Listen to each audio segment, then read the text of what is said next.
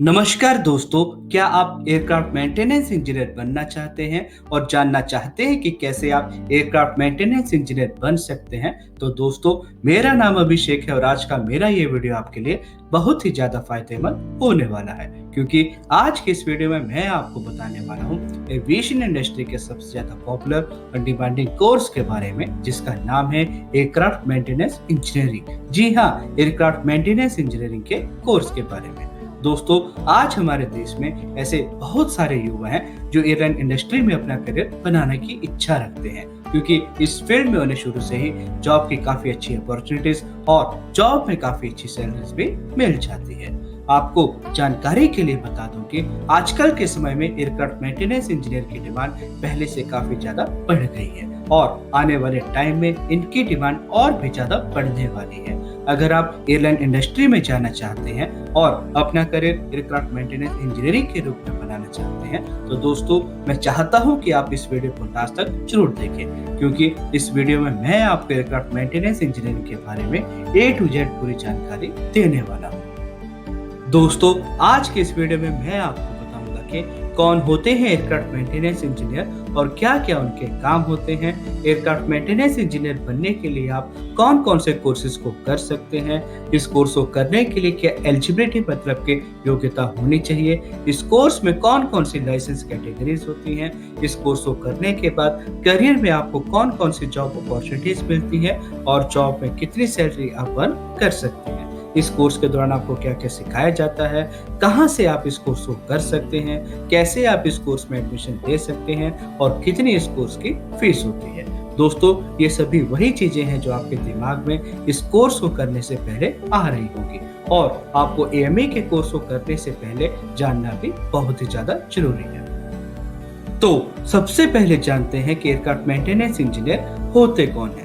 दोस्तों, AME मतलब aircraft maintenance engineer वालों का काम होता है कि जब कभी भी कोई एयरक्राफ्ट रनवे से टेक ऑफ करे तो उसके पास एक सर्टिफिकेट हो जो उसे टेक ऑफ करने की परमिशन दे, जिस सर्टिफिकेट को कहते हैं फिट टू फ्लाई। इसका मतलब होता है कि एयरक्राफ्ट मेंटेनेंस इंजीनियर एक ऐसे सर्टिफिकेट पर साइन करके पायलट को देते हैं जिसका मतलब है कि एयरक्राफ्ट फ्लाई करने के लिए पूरी तरह से फिट है, मतलब कि एयरक्राफ्ट के सभी कंपोनेंट्स एयरवर्थी कंडीशन में है और पूरी तरह से सही है। आप इस एयरक्राफ्ट को टेक ऑफ मतलब के फ्लाई कर सकते हैं। मतलब कि बिना किसी एयरक्राफ्ट मेंटेनेंस इंजीनियर के सिग्नेचर के कोई भी एयरक्राफ्ट रनवे से टेक ऑफ नहीं कर सकता, जब तक कि एयरक्राफ्ट मेंटेनेंस इंजीनियर किसी एयरक्राफ्ट को उड़ने के लिए योग्यता का सर्टिफिकेट ना दे दे। दोस्तों, हर एयरक्राफ्ट को नियमित रूप से देखभाल और रखरखाव की आवश्यकता होती है। इस काम को पूरा करने की जिम्मेदारी भी एयरक्राफ्ट मेंटेनेंस इंजीनियर की ही होती है। इसके अलावा स्पेसक्राफ्ट, मिलिट्री एयरक्राफ्ट, सैटेलाइट और मिसाइल आदि को डिजाइन करने का काम भी एयरक्राफ्ट मेंटेनेंस इंजीनियर का ही होता है। अगर कोई कैंडिडेट इस फील्ड में अपना करियर बनाना चाहता है तो उसे सबसे पहले एयरक्राफ्ट मेंटेनेंस इंजीनियर से संबंधित कोई कोर्स करना जरूरी होता है।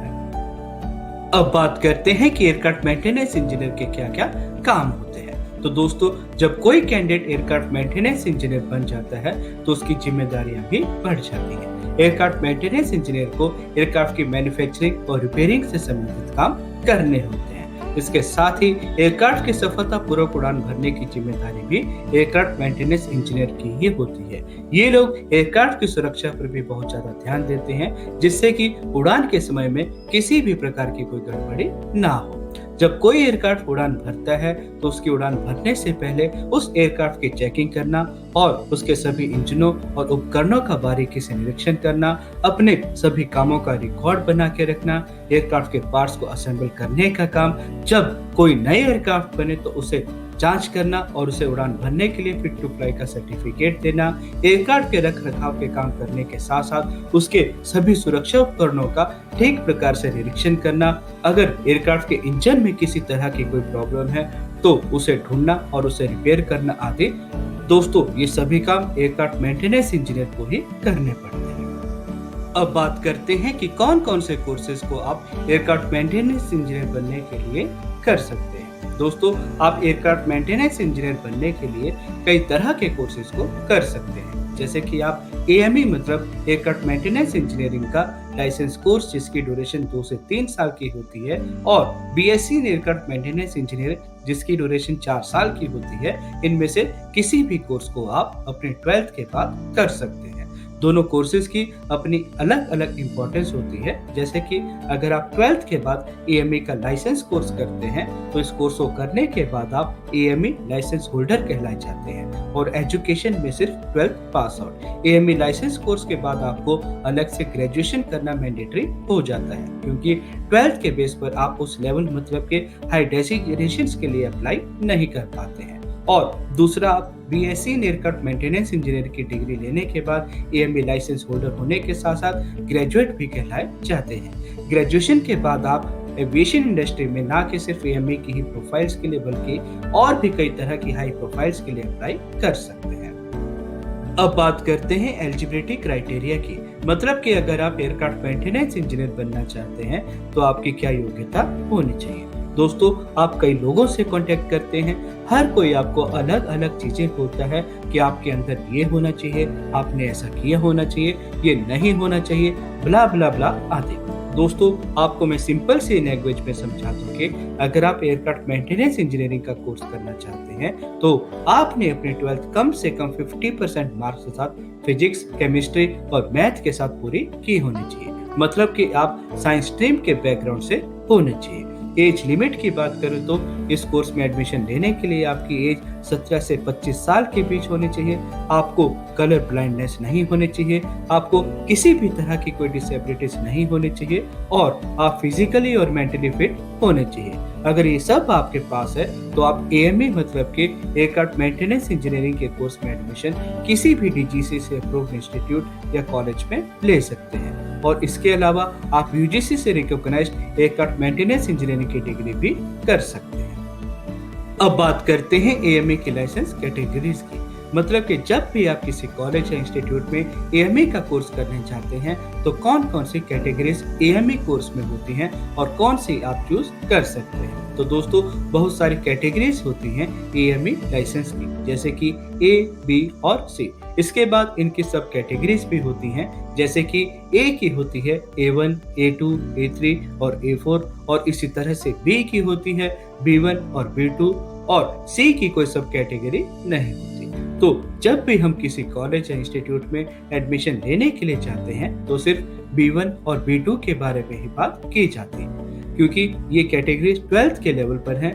मतलब कि आप अपने 12th के बाद सिर्फ B1 या B2 की कैटेगरी को ही चूज कर सकते हैं, बाकी सब एक्सपीरियंस्ड बेस्ड कैटेगरीज होती हैं। तो दोस्तों, इस वीडियो में हम सिर्फ B1 और B2 के बारे में ही बात करेंगे। जैसे कि मैंने आपको बताया कि 12th बेस पर दो कैटेगरीज होती हैं, एक है B1 और दूसरी है B2। अगर आप मैकेनिकल फील्ड में इंटरेस्टेड है तो आप B1 कैटेगरीज को चूज कर सकते हैं। B1 में अगेन सब कैटेगरीज होती हैं, जैसे कि B1.1 जिस एयरप्लेन में टरबाइन इंजन लगा होता है वो एयरप्लेन कैटेगरी B1.1 के अंडर आता है। मतलब कि उस एयरप्लेन का हर तरह का मैकेनिकल काम कैटेगरी 1.1 के इंजीनियर्स को करना पड़ता है। दूसरी कैटेगरी है B1.2 जिस एयरप्लेन में पिस्टन इंजन लगा होता है वो कैटेगरी 1.2 के अंडर आता है। इसी तरह से कैटेगरी B1.3 और कैटेगरी 1.4 भी होती है। और ये कैटेगरीज हेलीकॉप्टर्स की होती हैं, जैसे कि जिस हेलीकॉप्टर में टरबाइन इंजन लगा होता है वो कैटेगरी B1.3 के अंडर आती है और जिस हेलीकॉप्टर में पिस्टन इंजन लगा होता है वो कैटेगरी 1.4 के अंडर आता है। और ऐसे ही अगर आप एवियोनिक्स मतलब के इलेक्ट्रिकल, नेविगेशन या इंस्ट्रूमेंट्स पर काम करने का इंटरेस्ट है तो आप B2 की कैटेगरी को चूज कर सकते हैं। B2 की कोई सब कैटेगरी नहीं होती। दोस्तों, हर एयरक्राफ्ट पर इंस्ट्रूमेंट्स लगे हुए हैं, हर जगह इलेक्ट्रिकल काम होता है, मतलब के B2 की कैटेगरी का स्कोप ज्यादा है। तो अब बात करते हैं कि B1 या B2 या इनके सब कैटेगरीज में से कौन सी कैटेगरीज आपके लिए सबसे बेस्ट रहेगी। तो मैं यही कहूंगा कि सभी कैटेगरीज बेस्ट हैं, कोई भी कैटेगरी बेकार नहीं है। एविएशन इंडस्ट्री में सभी कैटेगरीज पर काम होता है, किसी पर ज्यादा तो किसी पर थोड़ा कम। ये जितनी भी कैटेगरीज हैं इन सभी की जॉब्स एविएशन इंडस्ट्री में निकलती हैं और सभी में सैलरी भी अच्छी है। कुछ एयरक्राफ्ट में टरबाइन इंजन लगा होता है तो कुछ में पिस्टन। इसी तरह से कुछ हेलीकॉप्टर्स में भी टरबाइन इंजन लगा होता है और कुछ पे पिस्टन इंजन। आप अपने इंटरेस्ट के अकॉर्डिंग कोई भी कैटेगरी चूज कर सकते हैं, कोई एक बेस्ट नहीं है, सभी बेस्ट हैं। अगर आप मैकेनिकल फील्ड में काम करने में इंटरेस्टेड हैं तो आप B1 की कैटेगरी को चूज कर सकते हैं, और अगर आप इलेक्ट्रिकल इंस्ट्रूमेंट्स या नेविगेशन आदि में काम करने में इंटरेस्टेड हैं तो आप B2 की कैटेगरी को चूज कर सकते हैं।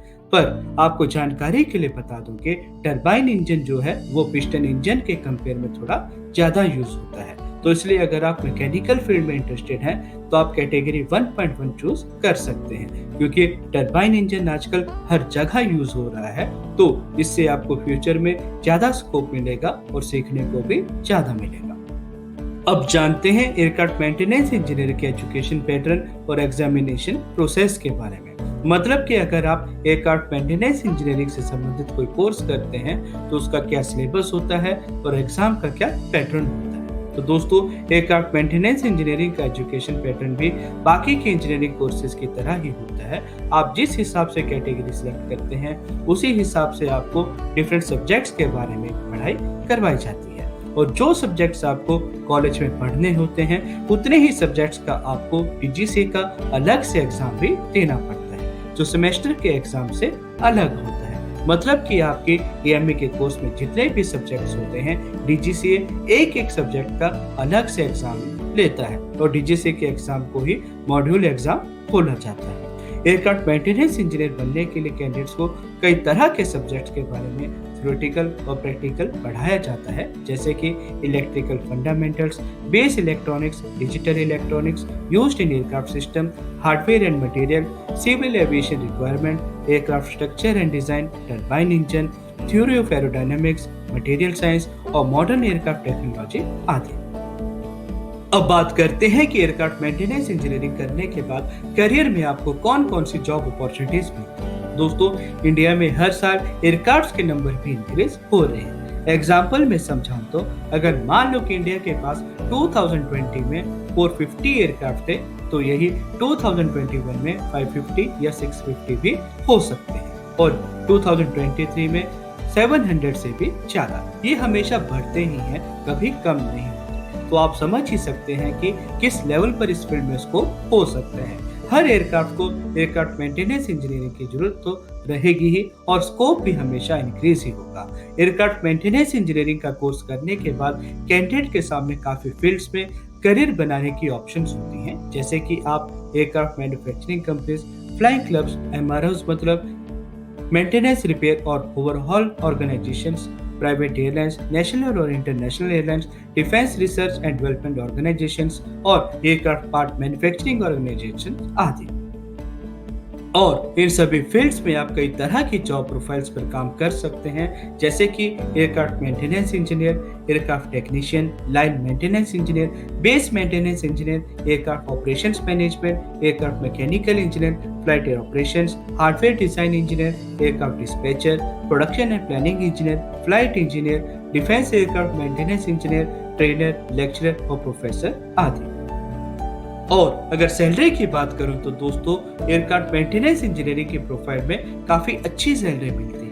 एंट्री लेवल पर ही आप इस फील्ड में अपने स्किल्स, नॉलेज और एजुकेशन के हिसाब से 3 से 7 लाख रुपए तक सालाना आसानी से कमा सकते हैं। अगर आपको कुछ सालों का एक्सपीरियंस है तो आपको 10 से 15 लाख रुपए तक की सैलरी की आसानी से मिल सकती है। लेकिन जैसे जैसे आपका एक्सपीरियंस बढ़ता जाता है, आपकी सैलरी भी बढ़ने लगती है।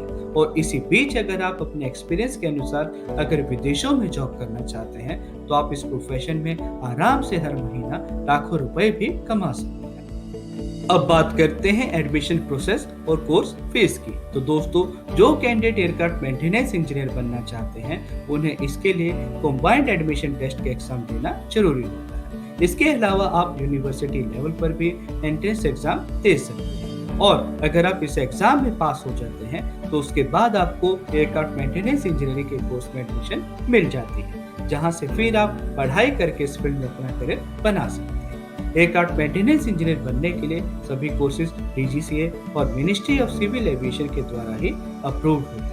और अगर कोर्स की फीस की बात करूं तो दोस्तों, AME के लाइसेंस कोर्स और BSc इन AME के कोर्स की फीस डिफरेंट कॉलेजेस में अलग अलग होती है। अगर एवरेज फीस की बात करूं तो इस कोर्स की फीस 1 से 1.5 लाख रुपए तक सालाना होती है। तो दोस्तों, अगर आप एएमई के कोर्स में एडमिशन लेना चाहते हैं तो आप हमें हमारे नीचे दिए गए नंबर पर कॉल करके एडमिशन के प्रोसेस के बारे में पूरी जानकारी ले सकते हैं। दोस्तों, अगर शॉर्ट पे एयरक्राफ्ट मेंटेनेंस इंजीनियरिंग के कोर्स के बारे में बताऊं तो आप इस कोर्स को अलग अलग तरह से कर सकते हैं। जैसे कि आप एएमई का लाइसेंस कोर्स कर सकते हैं जिसकी ड्यूरेशन 2 से 3 साल की होती है, या तो आप BSc in aircraft maintenance engineering कर सकते हैं जिसकी ड्यूरेशन 4 साल की होती है। लाइसेंस कोर्स करने के बाद आप लाइसेंस होल्डर कहलाए जाते हैं, लेकिन इसमें ग्रेजुएशन करना आपको जरूरी हो जाता है। लेकिन बीएससी एयरक्राफ्ट मेंटेनेंस इंजीनियरिंग के कोर्स को करने के बाद आप लाइसेंस होल्डर होने के साथ साथ ग्रेजुएट भी कहलाए जाते हैं।